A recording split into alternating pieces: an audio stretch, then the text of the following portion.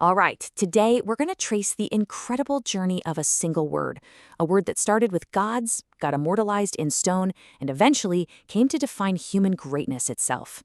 It's a wild ride.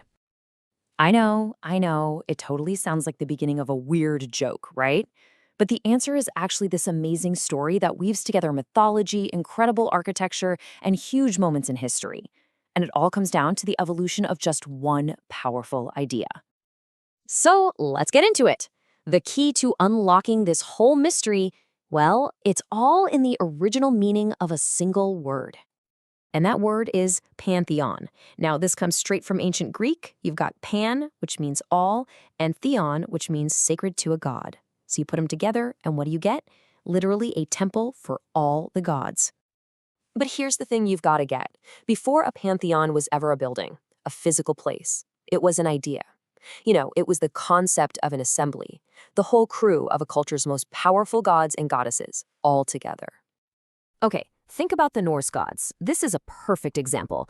You've got Odin, the wise all-father. You've got Thor, the mighty protector, right?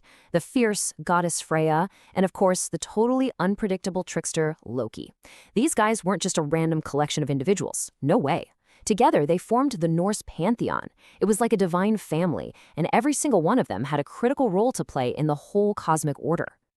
So, the big question is, how does this abstract idea, this assembly of gods, turn into one of the most breathtaking buildings ever made?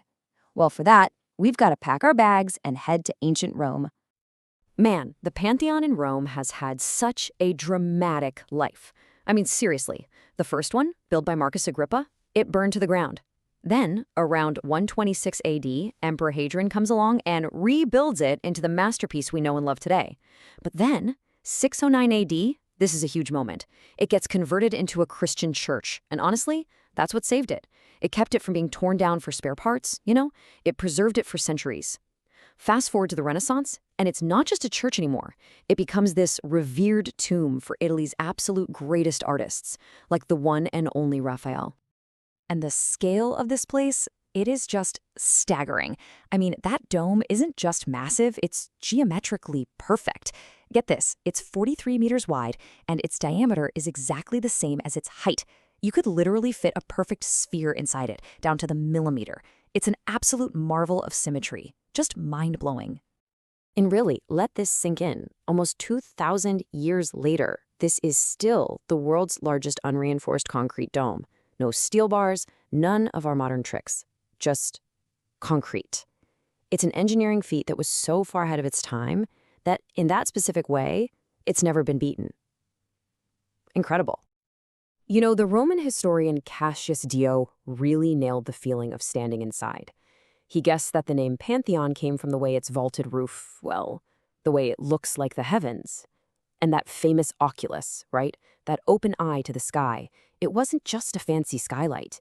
It was meant to be a direct connection to the divine, to the home of the very gods the temple was built to honor. So for centuries, the word Pantheon really only meant one of two things: a group of gods or that one single iconic temple in Rome. But then a revolution happened. And this wasn't just any revolution. It didn't just change a country. It completely changed the meaning of the word itself. Okay, so fast forward to the French Revolution. There's this big church in Paris, the Abbey of St. Genevieve. The new revolutionary government takes it over and decides to repurpose it. They transform it into a secular temple, a non-religious one. And here's the game-changing part. Instead of honoring gods, this new pantheon was going to honor the great figures of France. Suddenly, the whole idea of divinity shifts, from the heavens down to humanity. And this is where the meaning just does a complete 180. The Pantheon in Rome, that was all about worshiping gods. The Pantheon in Paris, it became a mausoleum for national heroes. The focus totally flipped from divine power to the power of human reason, human achievement, and human genius. You can see right there how a society's core values had fundamentally changed. And just look at who gets into this pantheon. You've got Enlightenment philosophers like Voltaire and Rousseau, literary giants like Victor Hugo and Alexandre Dumas, groundbreaking scientists like Marie and Pierre Curie, even heroes of humanity like Louis Braille, who invented the reading system for the blind, and the absolutely iconic Josephine Baker. See?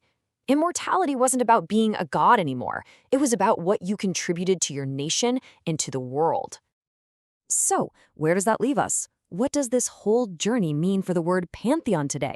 Well, its story tells us a whole lot about who and what we as a people choose to admire, to venerate.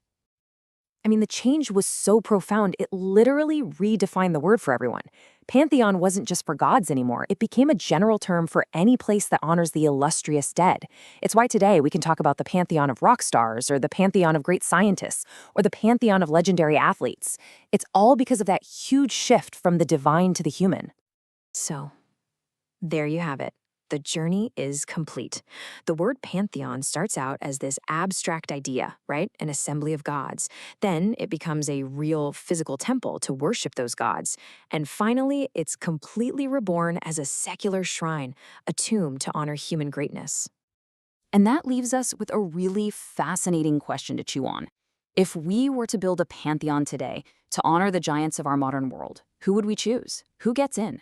And maybe more importantly, what would those choices say about what we, right now, truly value most?